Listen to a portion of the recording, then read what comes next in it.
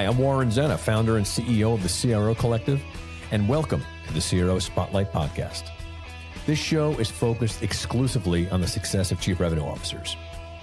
Each week, we have an open, frank, and free-form conversation with top experts in the revenue space about the CRO role and its critical impact on B2B businesses. This podcast is the place to be for CROs, sales and marketing leaders who aspire to become CROs, and founders who are looking to appoint a CRO or want to support their CRO to succeed. Thanks for listening. Now let's go mix it up.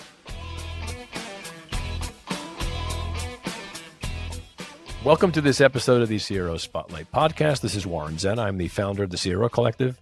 And, the ongoing conversation we have every 2 seconds is AI and how it's being used and what works and what doesn't work. It's the obsession of our decade. And I hear about this a lot because my partners and my clients are all talking about how do we implement this stuff, what works, what doesn't work, the amount of confusion and hype. And, I had the recent pleasure of being connected to a gentleman by the name of Ryan Staley, who is an amazing practitioner at AI, a company called Whale Boss. And I heard about him through a client of mine, actually, and then asked Ryan to be a guest on my CRO Accelerator course. And I was just blown away, as I suspected I was, in terms of Ryan's knowledge and application of these tools and the sophistication of them and what's possible. So I asked Ryan to be on the show. And in fact, he and I are going to collaborate on something, and we'll get into that at some point in the future. But I'm really excited to welcome Ryan Staley. Warren, thank you for being here and looking forward to talking to you. Yeah, I'm super excited, Warren. This will be a lot of fun, man. I love what you're doing with the CRO Collective and who you serve because it aligns with who I serve. So really excited about this episode. I have a lot of people that I speak to, and I'd say, let's call it, like, for the sake of it, your space, which I call it the AI space specifically, right? And most of the time, I'd say you and one other person who I spoke to seem to be what I would call expert practitioners. Like, you've definitely cracked the code on figuring out ways that these tools can be used in ways that make a difference that I see is really significant, right? Like, I've seen a lot of use cases where it's like a little thing, like make this faster, or even the stuff I use every day. But really being able to produce work product that moves things in a way that's really integrated, I don't see it often. And in fact, the instances I've seen, you hear this probably more than me, is it just doesn't fulfill on the promises that a lot of people are claiming. I see a lot of these weird things going on the internet. I built this bot that does this thing. It'll make you eggs and, take your wife out to dinner all in 2 minutes, And it just doesn't really do that. And it seems like a lot of these things are built for people who are more engineers than just everyday users. So I would love to get your perspective on this. Like, what do you think really is going on right now in the state of AI with all the combination of the hype and the reality from your perspective, being, I would call, a practitioner? Yeah. So let's start with the hype first, because that'll, and then I'll get into the reality of because I'll bring it full circle. But like, there's so much freaking cash dumped into these AI companies. And I don't say dumped in a negative way. I just mean tons of VC money, tons of public cash basically put on a future bet. So just like what used to happen when software was kind of announced as vaporware, right? Where people would project what the opportunity was. I think there's an element of that, but not totally that. However, I think the market perceives it as that. And what I mean by that is like and I've seen companies started to course correct on it. When I say companies, I'm talking about the big ones like, Google or Anthropic or OpenAI. They, in Microsoft especially, in Salesforce, like, I guess those are kind of the ones that come to mind, and even Meta. But what they're doing is they're basically saying this tool is going to become available, and they're showing stuff that's 6 months out, 9 months out, 12 months out. So they'll talk about it, they'll do a big PR push, and then nothing happens because nobody could use it. Or they try it, it's a fraction of what was shown in the demo because the demo was sped up, or, there was that incident where that happened with Google, right? So I think like those are a couple of things of why the market's a little bit jaded. However, at the same time, like, if you really truly understand how to use the tools, there are insane opportunities. And so I think there's a massive variation of skill sets in the market. And so the reality is, like, I've seen basic individual contributors, and I've seen all the way to executives to CEOs and even investors basically go from being a noob to being an expert in like a month. If they just have the time, focus, and energy associated with it. And here's the number one thing I would say, Warren, is like, because of AI, there's more tools than ever before that are available and that are coming out at a faster rate. So what happens is people are getting access to all these tools, and if they don't see immediate time to value, then they're just kind of abandoning it. And I think that's happened for a lot of people. The other thing that I see is people are basically using AI tools like the large language models like ChatGPT or Gemini. They're using it like Google, like a Google search, right? And that's really not what it's for. So that's, I hope that brings it full circle. It's a little No, bit of a it rant. helps a lot, and it reflects my experience, right? I mean, I'm both on both the delivery. I'm not building these things, but I'm a practitioner in that I'm helping people solve problems in the realm that you are, and I also use this stuff. So I find too, I get impatient. I see a video that looks really amazing. I had a really interesting conversation with an engineer about this about 2 months ago. So there was a product that came out. I won't mention it. I don't want to get into that, but it was cool. It was basically sort of like these guys created what ostensibly looked like Jarvis from Iron Man. You That's can awesome. text it, you can talk to it, you can ask it to do stuff, and it does all these things. And the demo was really cool. Like they showed this guy doing stuff during the day and talking to it and doing cool things. I thought, oh, that'd be cool. And it was so cheap. It was like $20 a month. So I figured, fine, I'll try it. So I downloaded it, and it just didn't do anything that they said. And so I got the engineer on the phone, and they were really nice. They jumped on and they said, yeah, what happened was it was such a typical story. We did this really great viral campaign, which by the way was really clever. Like their marketing was really good, and so it pulled me into their funnel. And they said what happened was we got so many people using it that it broke. Like it just won't. We can't serve everybody. Like it just doesn't work for all these people. And then the other thing they said was, oh yeah, that particular feature is still sort of we're working out some kinks. So what I said to them was what anybody would say. I was like, well, why'd you release this then? I said, I don't get it. Like now I'm not happy. I'm probably going to tell other people I'm not happy. And I think the problem, maybe you can correct me on this, is that they got to get this thing out the door because there's so many other things going out the door. They better just get it out the door and fix it while it's flying than get it out when it works in the way that they promise. And so there's this weird devil's choice they have to make between getting it right and waiting or getting it out in the market and just hoping and praying. And I think that's where a lot of this stuff gets broken. Is that what you're seeing as well? Yeah, I think I see some of that with companies. However, there's companies that I'm seeing ship really fast and do really well with it now. I think for some reason, and like here's how I'll tell you, like from a big company perspective, I think Google is massively improved. When they first started off with Bard, I don't know if you I remember saw all that Bard, but stuff. Yeah, it was it was crazy. it It was was an amazing. abomination. It Everybody's was. like, It how was did Google mess this up? And now, like with Google Labs, I'm also an alpha tester sometimes for different offerings that they have. And so I get early access and they're shipping like really fast. So I think they're putting a lot of pressure on OpenAI from that perspective. So that's right. one example. Anthropic's doing the same. And then another company that I like is called GenSpark. Yep. And they're shipping really fast as well. So those are a couple that come to mind, but yeah, I agree with you, man. There's a lot of it where, and at the same time, by the way, the best feedback is like real feedback. So I think part of it is like product development. Like we'll try it out a few times, and that's what's different about AI. It's not like a SaaS tool where it works the same exact way every single time. And if you don't have the right guardrails, it's going to be all over the place. So I bet you that's what's happening as well.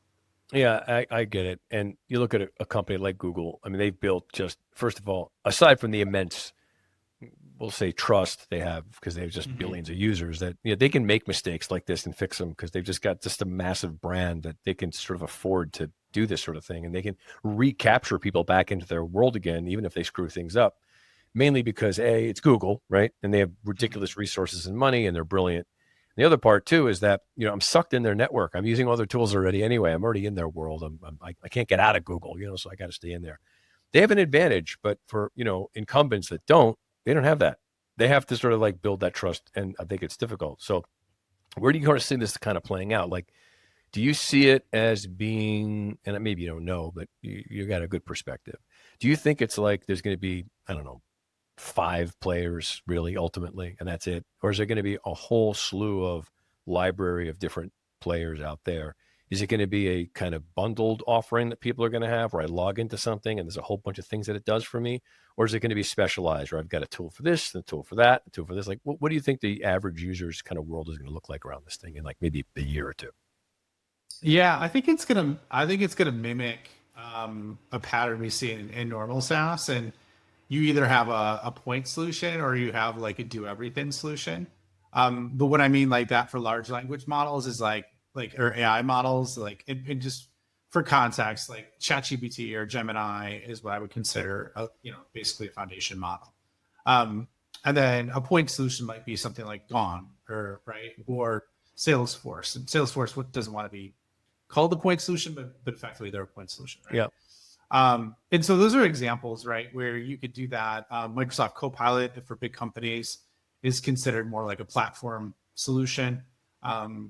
But what I would say is, I think on the AI side of the house, there's going to be like AI model aggregators that have like multi-agentic function, and then there's going to be just the core LLMs as well, right? And then to take it even a couple steps further, there are going to be point native AI solutions that were created from a SaaS solution with a bolt-on AI product. They're going to be AI native. So you have AI native, you have the large language models, and you have basically large language model agentic orchestrators, if you will, from that perspective. So that's kind of like the stair step that I would say. Got it. Got it. I'm hearing this word orchestrate a lot. There's automate, there's orchestrate, there's agents. Could you give a little distinction of what these words mean for the layman? Yeah, man, it's a good question. So I think there's like kind of three stages when you look at it, and I think the it's funny because everybody wants to pass number one, and it's the easiest to execute on. It'll get you the fastest ROI. That's compounding over time with your largest expense, and that's augmentation of your existing team, right? Because like I'm seeing teams that, and so I would say step one is like augmentation. So like that's involving everything from AI literacy to being able to tactically use the use cases and models to deliver a business outcome. And so that's like step one, right? In my opinion, because AI workflows are top down and bottom up. You need to understand both angles. And without having that foundation in place, if you try and move to stage two, which is more like automation or agents, right? Automation or agentic automation, if you will, that's effectively going through, let's say, a multi-step process where you give it the goal or outcome and then it delivers a result. Okay, so that's number two. What And might then be an example of, I'm sorry if you don't mind, be good, just real world example. What would the example of an augmentation be in everyone's world? Like what's one that they know about that you'd consider in that category? yeah, an augmentation would be like, let's bring it back to sales, right? Because I know we got a lot of CROs Yep. listening. Yep. An augmentation would be, and I've seen this and I've deployed this with companies where effectively we create like a deal strategy coach for a complex sales process. And so effectively after every call, the transcript is fed into that custom GPT, and that custom GPT basically scores the call with whatever sales methodology you're using, let's say MedPick, and then identifies like a grading and also like what the person did well, what they didn't do well and they need to work on, but then also next best action. Okay. Okay. So that's an example. And augmentation can range from like long form projects where you might compress a 3-hour project to 10 minutes, right? Like that's an example. Or it could be the death by 1,000 paper cuts. So that's like, let's say for a rep, might be for account research, right? Where it's not hours, but it might take a half hour if you do it right, and you can trim it down to 3 minutes multiple times a day, multiple times a week. That stacks really fast. And that multiplies the capacity of the team instantly. That's what I would say augmentation. Is that a good example? Okay. Yeah, great. Perfect. Okay. Then if we go to like the automation, and I'll get into orchestration next because like automation, agentic automation, they're very similar. So you'll see like a multi-step process through like, let's say a narrow work stream. And what I mean by that is, let's take the augmentation example of like, all right, well, I want basically a tool to look at automatically my calendar based on who the meetings are on the calendar. It does all the account research and then preps my first appointment for me, has that put in the CRM, right? Like that's an example of like an automation, but it's just focused on sales. Now in orchestration, and this is what some things like that I'm starting to see really good progress on it. There's just a lot more involved with it, but where effectively, like I'll take the sales call transcripts in terms of what I have. Actually, let me define it first. So orchestration is like a combination of basically agentic workflows across different work streams or different departments. Okay. So with also like learning on top of it is what I would say. You can do learning in agentic automation, but learning for the model to get better and better as it goes on. So an orchestration example would be, let's say I'm doing sales calls, or my revenue org is doing sales calls. What it's going to do is look at all those sales calls, those transcripts, and then it's also going to identify almost like on a rolling basis the scoring of the team, how effective they are, what they're doing right, what they're doing wrong. But then for marketing, so that's more from like a sales enablement byproduct of the sawdust of just the call transcripts. Then you could also take the words and language and questions that are being asked during those calls throughout the sales process, feed that over to product of what could be a future product roadmap. And then at the same time, you could take that same transcript and then have a voice of the customer where it's exact language and questions. So then that is a guide and starts to create content based on all the live feedback you're getting. That's like an example of an orchestration. So it's almost like a running while sleeping, like running or working out while sleeping approach, where it's just happening in the background, but it's multi-system touch. Now, going back to why I said at the beginning, augmentation is really critical to understand that, is because in order to get quality juice out of that orchestration or the automation, you have to know how to prompt really well, and you have to know what good looks like and deliver that, and basically know how to use the AI models with that. A lot of people want to jump to the automation or other areas, and then that'll be like the example of like when you send an email that starts with, "I hope this finds you well," to 2 million people because you don't know how to prompt the model right? So it's more harm than good. So Thank you so much again for listening to the CRO Spotlight podcast. This podcast is an important plank in the CRO Collective communication strategy, and we're really thrilled to have such great guests on here. So listening and sharing the podcast with other people is really vital, because we want to get as many people listening to this great stuff as possible. A couple of things to note.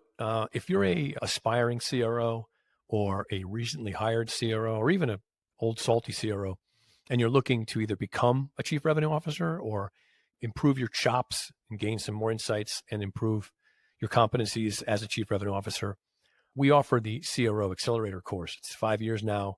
It's the first CRO focused course that was out there. It's a 15-week course that is populated by aspiring chief revenue officers and CROs.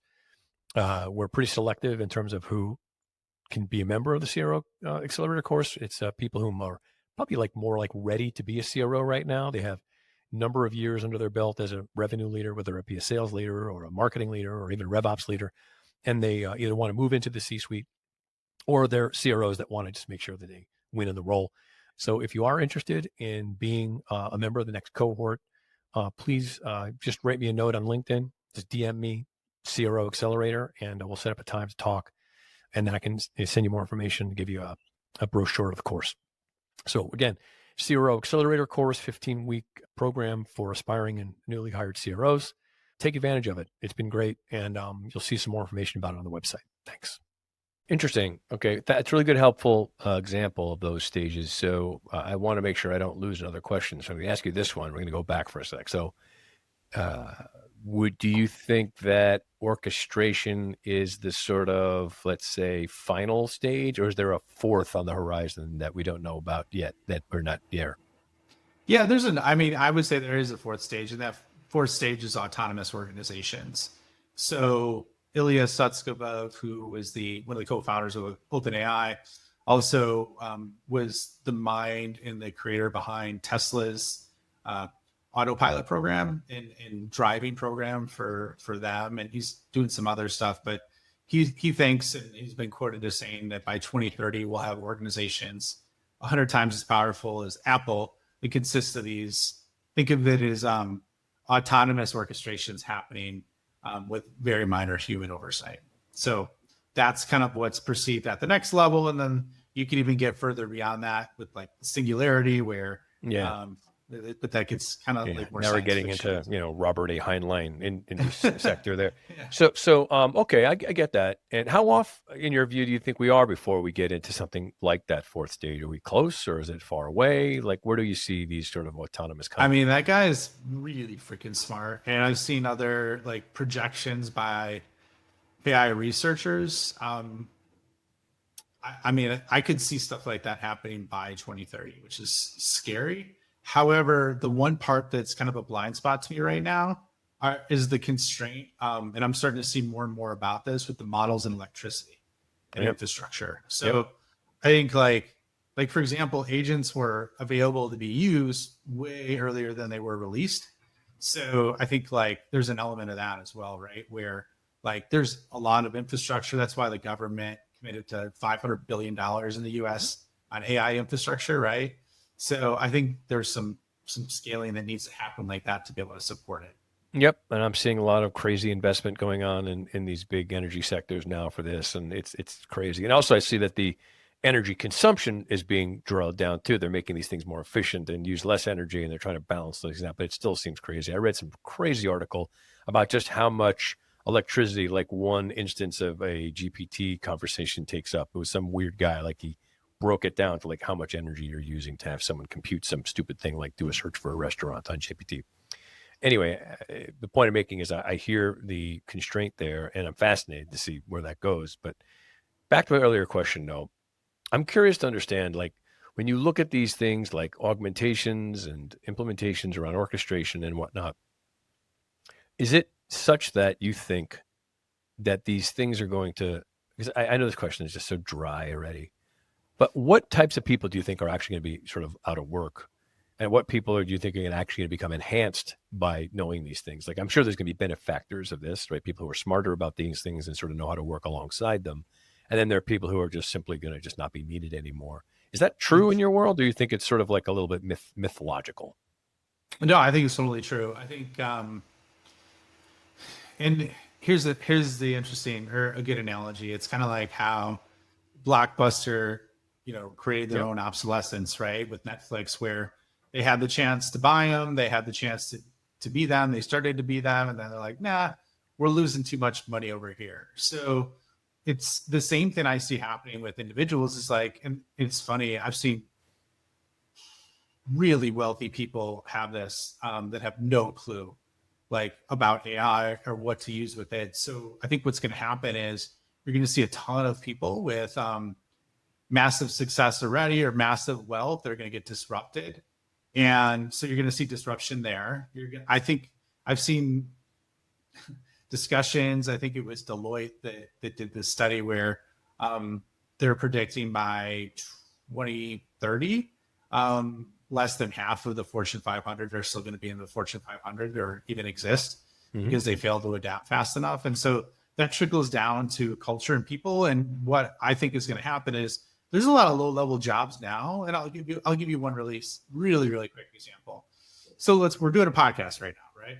So I used to pay a podcast agency $1,500 a month or whatever to process all the podcasts, edit all of them, do all that work for me, thumbnails, all that detail, right? I could literally do the same thing like 95% of the way there with a $30 piece of software that's AI enabled that has that capability, and that last 5% is human. Mm-hmm. So like that's one example. That's like a whole industry of like podcast agencies, right? That do that. So there's a lot of different work products like that. And so people that don't adapt and like continue to level up their game, where they don't operate in the old way, they operate in the new way, then those people aren't going to be necessary anymore. No one's going to want to hire them. Mm-hmm. So what I see though is the biggest lie being told right now, and a lot of it's by software companies, is that you're not going to get replaced by AI. You're going to get replaced by someone using AI. That's true, but it's also bullshit because you will get replaced by AI. And another example, and I'll tell you this is directly related to CROs. I was sitting in with a CRO that I was walking them through how to use deep research and ChatGPT. And effectively, they wanted to move up market. They wanted to go in a new vertical, and they wanted the language, the ecosystem, the competitors, the pricing model of those competitors, blue ocean areas, all those areas, right? So I set that up, Warren, and in less than 10 minutes, basically had all those answers for him, customized to his exact company and what they do and what they sold. In 10 minutes, he's like, Ryan, I would have paid $50,000 to Gartner last year to create the same report.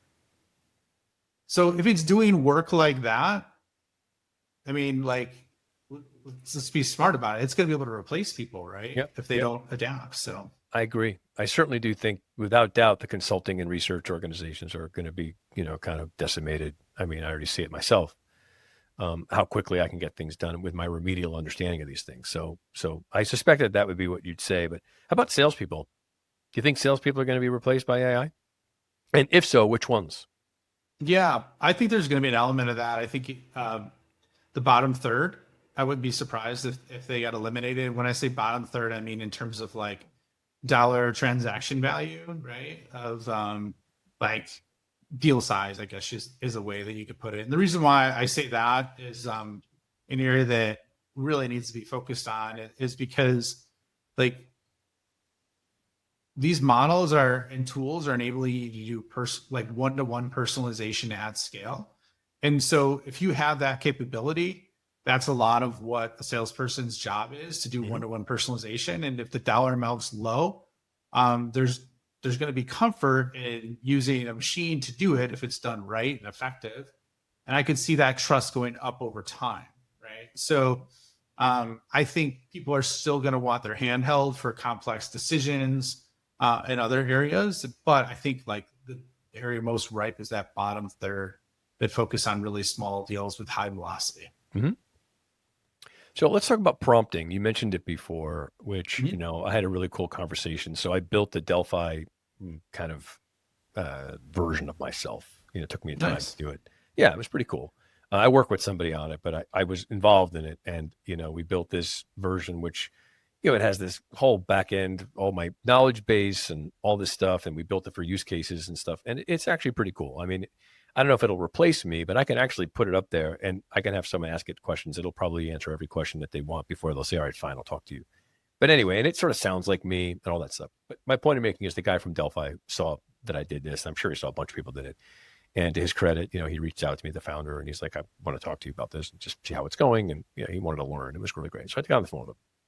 And we were talking about this notion that, I would love your perspective on this, was that my perspective at the beginning of this call, it changed after the end of it, but the beginning of the call was a product that requires that I have to learn how to talk to it is not a finished product, because I should be able to just talk to it like I talk to anything else, and it should be able to understand me and learn me and know how to speak to me, much like I would say like Jarvis, right? I mean, Tony Stark doesn't need to speak specifically to Jarvis. It just talks to each other and it knows what it wants, right? Because I think that that's what maybe the standard, human like me wants this thing to be like. I can just talk like myself. And he offered a really different perspective. He was like, nope, this is a new language and you're going to need to learn a new language. He said, if you moved to another country that spoke a different language, you wouldn't wait around for them all to learn English so you could speak normally. You'd learn how they speak, and that's what you got to do. And he said, this is a new way to talk and a new way to communicate. And people younger than you aren't having this conversation. They're just learning how to talk this language, and they're going to. And there's going to be a whole slew of new people coming into the marketplace that are younger than you that aren't going to be confused. They're going to know how to talk to these things. And that's just the way it's going to be, because these tools are always going to require a certain type of structure in the way that you direct them to do things. And I was saying, like, won't it eventually just kind of close? Won't the kind of vector go together and eventually it'll learn how to speak more human and that'll go away? And he said, probably not. I don't know. What do you think? I mean, is prompting going to continue to be one of the kind of last mile skills that people need to have to get these things to work, or will it just become something easier? Also, why don't we just ask the tool to teach us what the prompt is based on what I want, and then have it ask itself that question? Like, can it create the prompt on its own? I'm just curious what your thoughts are on that particular way in which we engage. Yeah. Thanks again for listening to the CRO Spotlight podcast. We're excited about all the great guests we have, and more importantly, we're excited mostly about you for being avid listeners and supporting the work that we do here. Feel free, please, to share the CRO Spotlight podcast with any of your colleagues. We just think there's a great wealth of information here, and we want to get the word out to as many people as possible, and your support of the show is really appreciated. I wanted to share information about a program that we offer called the CRO Masters Council. The CRO Masters Council is a bi-monthly group of 6 seasoned chief revenue officers who are looking for a chief revenue officer board of directors, so to speak, that they could share what's going on with them, collaborate with ideas, get some feedback on what's going on in their current role. And these are great conversations. I facilitate them. The CRO Masters Councils, again, they're twice a month, and they last for at least 6 months to a year. So if you're interested in having your own CRO suite, your own board of directors of chief revenue officers, it's a private, confidential conversation that we have. It's infinitely useful. Imagine having a room full of other chief revenue officers you can talk to and say, hey, I'm working on this, or have you guys figured that out? Or I'm having this issue right now with my business or my results. These are just invaluable conversations with chief revenue officers. Chief revenue officers have a very, very unique role. It's a very lonely job, and only other CROs understand what you're going through. So that's why we created this program. So if you're interested in being a member of the next CRO Masters Council, which we have a number of them being put together right now, just go to my LinkedIn and DM me Masters or Masters Council, and I'll follow up with you and set up a call or send you some more information about it. Looking forward to seeing you there, and thank you. It's a great question, man. And like, I guess like I'll look at it through this lens. And it's funny because like there was, I don't know if you remember the movement of like, okay, well, prompting's going to be dead. The models are so much better. You're not going to need to know how to prompt good, right? I heard that. I heard that. I heard the opposite too. So I remember that being really prevalent. I don't know, maybe it was like 6 to 9 months ago. But here's what's really interesting. Like, as these models change, what I've realized, and I'll give you real like tactical examples, is that the way, like, it's not about how the model always communicates with you.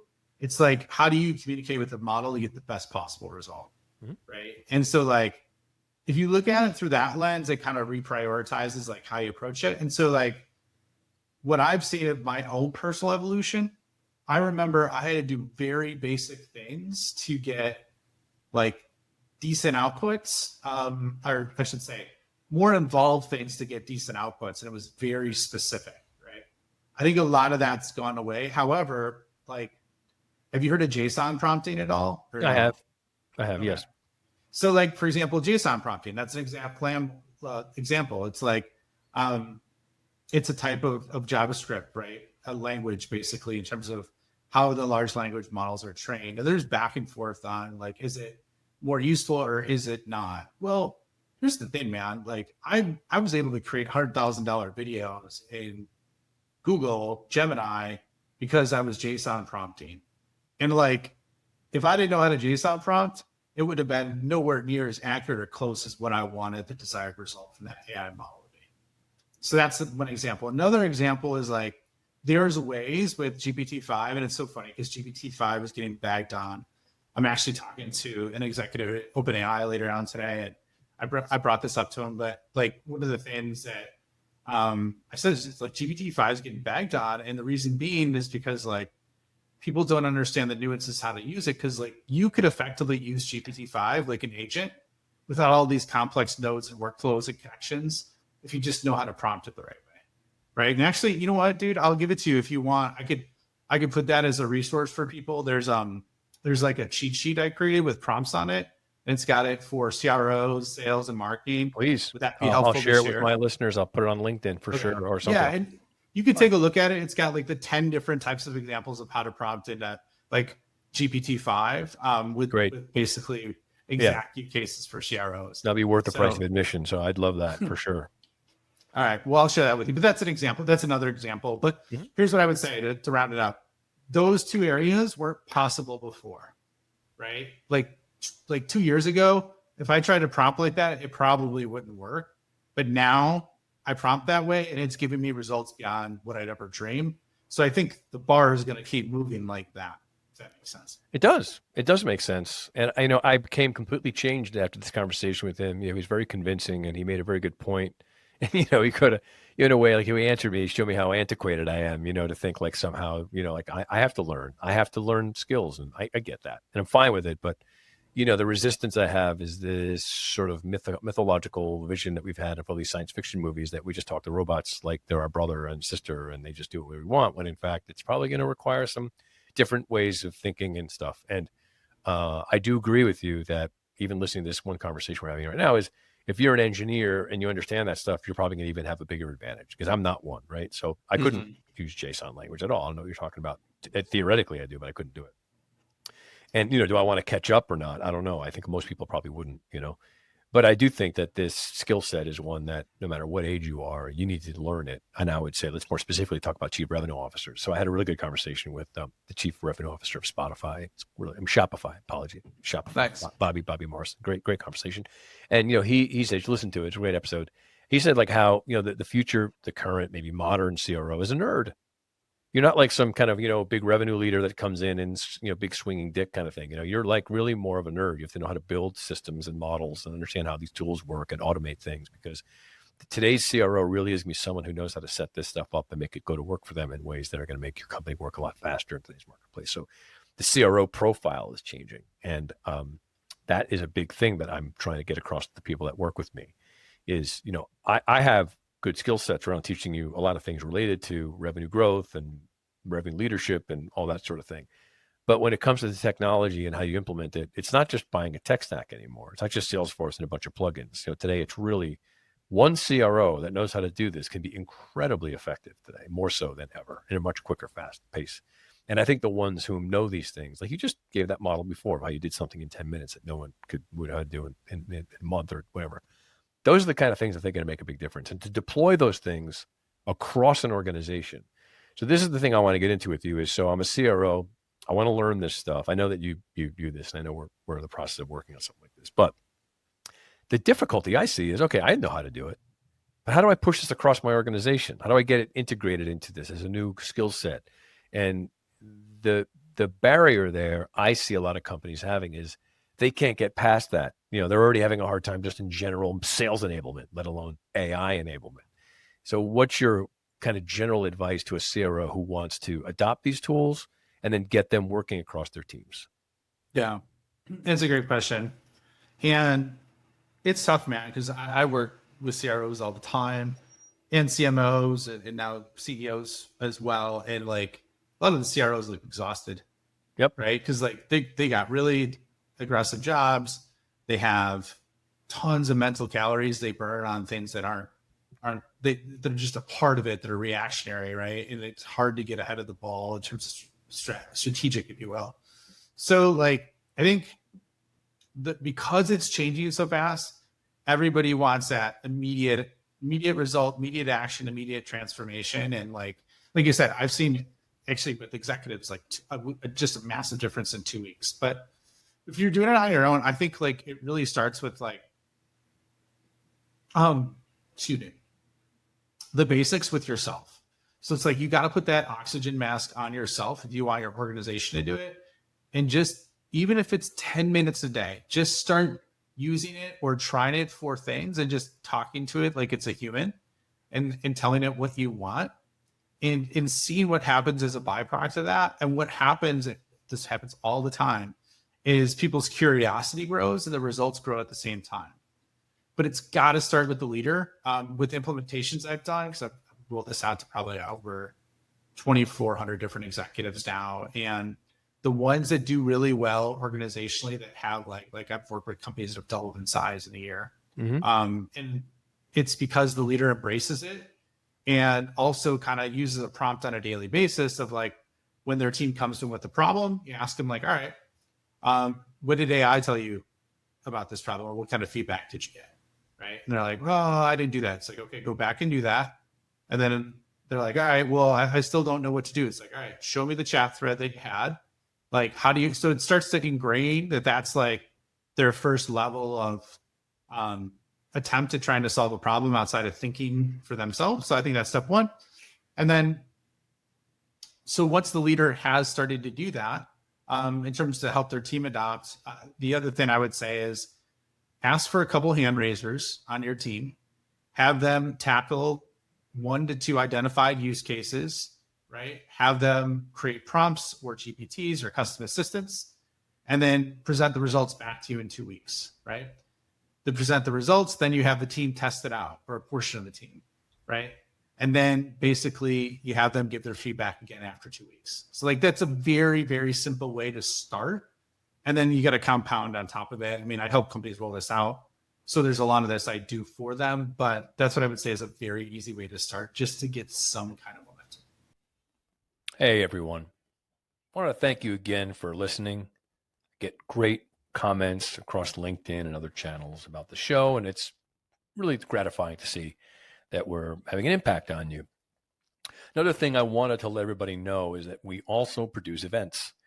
About 2.5 years ago, we started the CRO roundtables, predicated on the idea that, well, two premises. One is CROs are looking for other CROs to talk to, which is really true. It's a very lonely job. And how do we get a bunch of CROs in a room where they're not being, let's say, disintermediated by panel discussions and sponsorship events and demos and stuff, and really give them a chance to talk to each other? So we created a roundtable event that is essentially that. It's a 3.5, 4 hour discussion between 20 and 30 chief revenue officers. And these are amazing events. The format took off. People love them. And I get requests all the time as to when is your next CRO event. So to that end, I want to just let you all know that we have a roundup of them coming over the next number of months, over the remainder of the year. So the next one is in Boston on August 20th. Following that, we have 2 events in September in San Francisco, one on September 16th, which is a dinner. And then we have another roundtable in San Francisco on the 17th. And then we're going to have one in New York in October, probably mid to late October. And then I have one in November in Chicago, November 18th. So if anyone is interested in attending any of these events, if you're a chief revenue officer working for a company over 150 to 200 people in your organization, just send me a DM on LinkedIn and ask me about which event, and I'll provide you with either the information or the links. But again, it's August 20th in Boston, 2 in September, on September 16th and 17th, New York in October, late October, and then again in November in Chicago. So sign up for the CRO roundtables. They're amazing events, and I hope to see you there. I got it. So you sort of have to just get the ball rolling and keep interacting with these things to the point where you start to feel comfortable with them. I mean, it's very similar to what I've done, and I feel much better now. I'm nowhere near where I need to be, but I'm getting closer all the time. That's awesome. Yeah, it's getting there. Believe me, I'm just curious. I like this stuff. I'm a nerd. But it's a good point. And I was just saying this to a Masters Council group of mine yesterday, which is you got to have your hands on the keyboard yourself. You can't just hire some RevOps person and say, be my AI person. You have to be the AI person. You have to know how to use this stuff and use it in a way that makes a difference, so that it brings you a different level of personal knowledge and credibility when you're bringing it across your organization. And you need to know how to do this. And it's much like spreadsheets. I can have some RevOps person put together a complex model for me, financial model. But if I didn't build the spreadsheet myself, I have a different relationship to it. And I think there's a similarity there. So that's really interesting. So, I'd love to hear just a little bit more about you. So how did you get into this? Were you an engineer? You obviously have a good brain for this sort of thing. And it's a good story to know how you found yourself in the AI space and a little bit more about your career journey. Yeah, man. So I was actually in go-to-market for close to 25 years myself. And a lot of that was as, an individual contributor from sales rep. And then I did that. I started off at like a boiler room type environment, like inside sales, one call close to investment banks and brokerage CIOs. So started off doing that. And then did mid-market and then enterprise, and then moved up the chain, got into leadership, did kind of the same path, mid-market, enterprise, worked for some, companies, had exits, PE backed. I also helped a small company grow and sell to a publicly traded company that was more in managed services. And so I think part of the training ground for that is I always worked for companies that were resource constrained, didn't have a lot of infrastructure in place, and always were just go make shit happen. You got to have big results, go make it happen. We don't care, just figure it out. Right. So that just is context. I grew a group from 0 to 30 million in 5 years with 4 salespeople. And then I left and started consulting companies on that. But what happened was I have a podcast too, which you're going to be on, obviously, right? Called The Scale Up Show. And I had a guy named Chris Savage from Wisty on, and he's just hey Ryan, have you heard of Dolly? And this was in, I think it was like around September of 22. So I'm like, no, what's Dolly? And it was like OpenAI's Yeah, first I've image used it. generator Yeah. model, Hmm. right? Yeah. Which was terrible at the time, terrible, right? Version 1. But it's funny because OpenAI thought that was going to be their flagship product, not ChatGPT. Well, then ChatGPT came out. I got instant access to it. And the thing that hit me between the eyes like a sledgehammer was that I asked it something that took me 10 years to learn. And it got 95% of the way there in 3 questions. And that was with GPT 3.5. So once that happened, I was like, shit, this is going to change everything. And I remember my wife and I were on vacation and I'm like, I think this is the right way to go for my business. Like, and so we had to talk about it and she encouraged me to do it. And then I just kind of went all in from that point. So effectively, I've been doing AI implementations for 3 years now, specific to go to market and executives. And so that's kind of like how I got to this point, man. And I love it. I love to nerd out on it, right? It's tiring because it happens so fast sometimes, but it's also energizing at the same time. So it's kind of a yin and a yang effect, if you will. But overall, that's kind of how I got to this point. Yeah, it's beautiful. I love it. I got it. So you saw an opportunity, you recognized a pivot, and you jumped on it. And I can relate to that. The same thing happened to me in my career a long time ago, and changed my career dramatically. So I think it's sort of like you have to see things and jump on them. And I don't know if I've been always good at that. I'm think about how many stock picks I probably missed out on. I look back on, I was like, man, I should have bought that stuff. But it's cool, and I think that, to your credit, you have the right brain for this, and you're also sitting at a seat in the beginning of something that's going to be revolutionary, and I think it's amazing. And I think like people Thanks, like man. yourself, people like yourself who understand how to do this stuff really well are really valuable today, because it's so incredibly curious and important to people, and it's so much part of people's consciousness now that I think people stare at the screen looking at their open chat GPTs or whatever they're doing, and they're wondering if they're doing everything correctly, and they're clamoring for insight. So good for you, man. Thanks, man. I got a question about something. You mentioned this before about, you do stuff and it's 95% right. How do you know? I mean, I've seen a lot of stuff being produced out of these platforms that's just wrong. Like Mm-hmm. it's completely just, it sounds good. It's well written. It's well, constructed, but it's just not correct. But then there are things that I don't know if it's right or not. And I sort of trust it. And so, how does this all hallucination stuff get resolved? When you're building things that are involving complex research and other things like that, that maybe it's just not correct. How do you know? It's a great question. So I think like for me, if it's a big decision or it's something I'm relying heavily on the model for that has a really big impact, then I'll double check it, in multiple areas, check multiple sources just to make sure that it's super dialed in. Supposedly with GPT-5 hallucination rates dropped down to like 4.7%, Okay. which is, pretty freaking good. Cause like, I don't know about you, but like, if you look at it from a human perspective, I would say the Oh, human hallucination rate is it's probably like way, maybe 20%. So easy. like, so that's one thing you gotta remember too. Like most people get wrapped around the axle, like, well, it's not perfect every time. And it's like, well, neither are humans and we rely on them all the time and they're probably substantially lower. So like that's something to factor into. And then like if it's outside of my domain of expertise or things that I haven't experience with, then I'll also do further inspection to validate that's what good looks like, right? There's Yeah. also other ways to validate what good looks like too.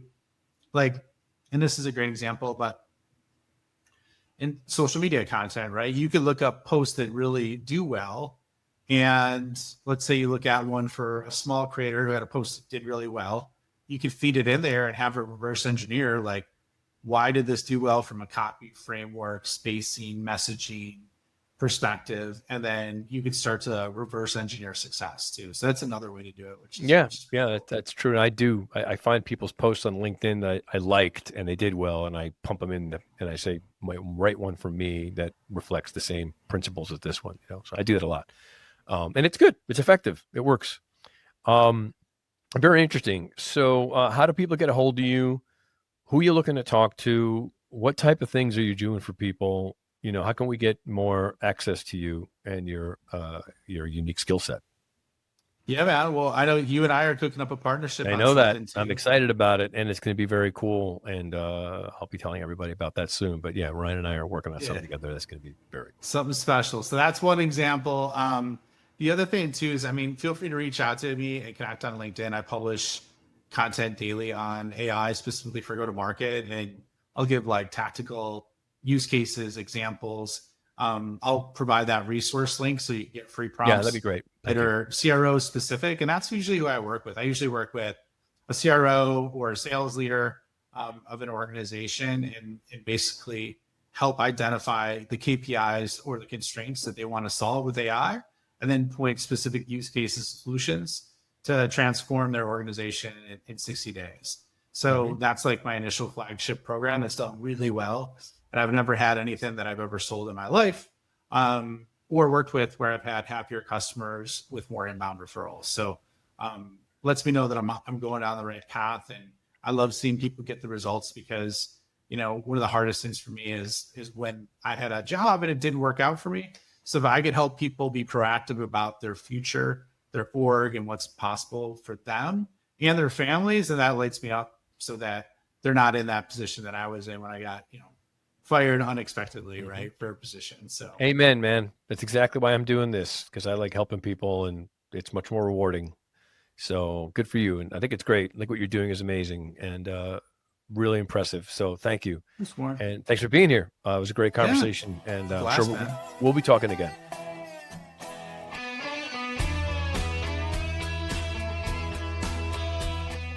Thank you for listening to the CRO Spotlight Podcast. The CRO Collective's mission is to help CROs succeed and help founders and CEOs build CRO-ready organizations. You can find out more information about our services at thecrocollective.com. That's thecrocollective.com. And we look forward to having you join us next time.